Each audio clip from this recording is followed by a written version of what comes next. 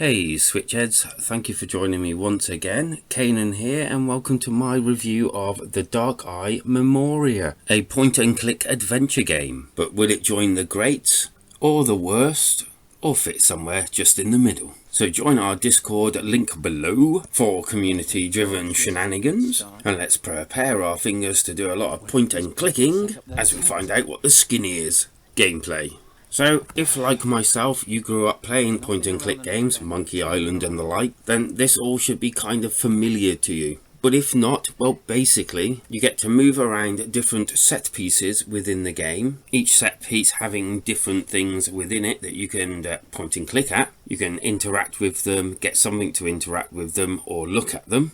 And to find all these, all you need to do is press down a button and it shows everything that's on screen that can be interacted with. It's also touchscreen, which does help when you're playing it in handheld mode. Pretty standard to this sort of game. There's an inventory that you have that you can like pick through and combine items and the like.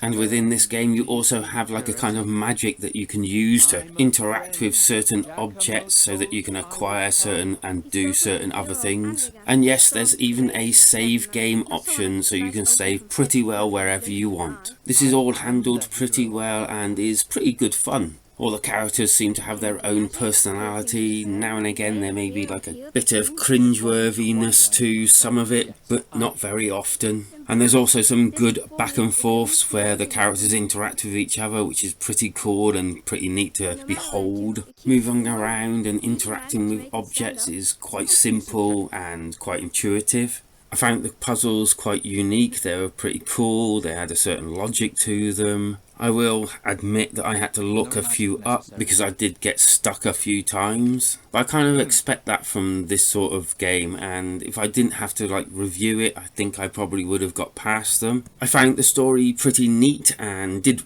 make me want to carry on playing it and drove me forward, as one might say. And I guess in a story driven like adventure, that's kind of part of it and definitely need that to happen. And there was plenty in there that kind of like made me smile, the sarcasm, but I'm not going to tell you any of the story because I think that is left for you to decide yourself. But I will say there's plenty going on and you get to play with different characters as well, so you're not just stuck with the same character through the whole entire game. Which leads me nicely to the graphics. Now, as I used to play the Monkey Island games, this sort of thing doesn't really need to be graphically perfect to make it a really good game. But saying that, I rather did like most of the set pieces. They all look pretty cool, and the actual characters and the looks of them and everything was also kind of almost like a update to the original type point and click games of the old days. And whether the intention or not was there, that kind of like made me feel at ease, but also gave me a "oh, this looks good as well" type feeling about the whole thing. The sound.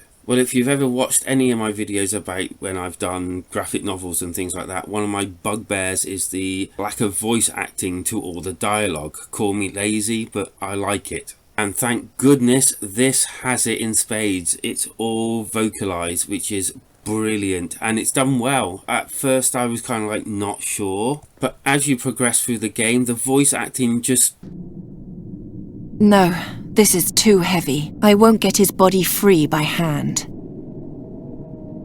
Really well done, and if you like, acted. There's some nice bounce back between characters, and you know, the amount of sarcasm in the game is quite good and also quite funny. All the other sounds seem appropriate to what they should be, and they sound okay. But it's that voice acting that really caught my eye and really helps the story and everything progress. The good. The fact that it's voiced, as I just said, that is a good thing straight away. The whole look and feel of the game kind of says old school, but also has its own identity to it, which is great. Puzzles can seem and feel quite unique sometimes. The bad. Some of the puzzles just feel a bit too hard with that. If you don't have the right mindset, then you're never going to get it. Pretty well standard for a game like this. The score. Well, as I've said, this is the sort of game I used to play when I was younger, loving the point and click. So when I got this game, I was hoping for something truly amazing.